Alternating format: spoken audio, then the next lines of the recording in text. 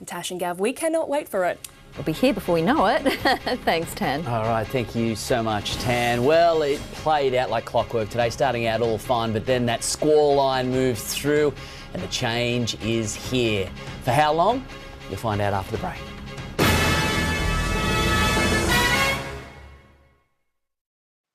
Transform your home into a haven with cool, pure, clean air, creating a world of perfect comfort. Take your home to the next level with the air specialists.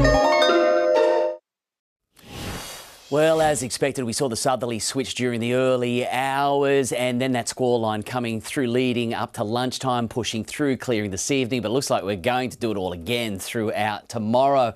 It's been a lovely, dry, warm break right throughout New South Wales. But there's been good snow, 15 centimetres of snow coming down across the higher elevated ground of Tasmania, thanks to this cold snap. Not really penetrating the interior of the mainland, though, most of it buzzing by offshore. But again, once we get these southerly winds switching around to the south-southeast, rolling over that very warm East Australian current, we're going to see consistent on and off showers, probably for the next week, thanks to another blocking high. At the moment, it's core over Victoria, generating the onshore influence across the entire eastern seaboard. The air mass heats up right throughout central Australia and it gets thrown Perth's way. And as we saw today and tomorrow, 30+ degree temperatures there.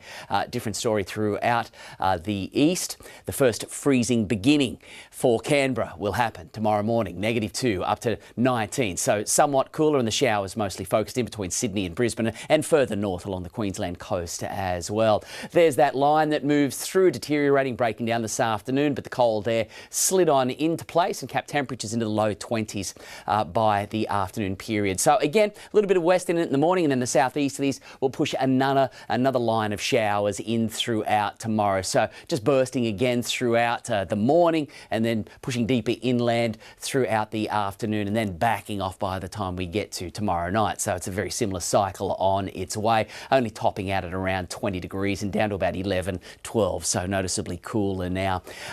Throughout the inland parts, down to the single digits throughout the upper Hunter. We'll mostly see the showers there reach the lower Hunter, struggling to reach the upper Hunter, but also only topping out, only just escaping the teens momentarily. The swell up to 3 metres, abating a little bit, but it's going to be messy with those winds munching into it tomorrow. Sunrise 6:30, down 5:08. Tomorrow morning, high tide at 6. So, yeah, just before sunrise, and then dropping to the low and getting there just after midday. Solid southerly swell on its way from here on in. Each day, on and off showers, temperatures low 20s, and this is going to continue for the next week. So the second week of May, blowing out a little bit on the coast, the showers less frequent throughout the inland communities, but the central coast, it's going to be a very similar picture to Newcastle.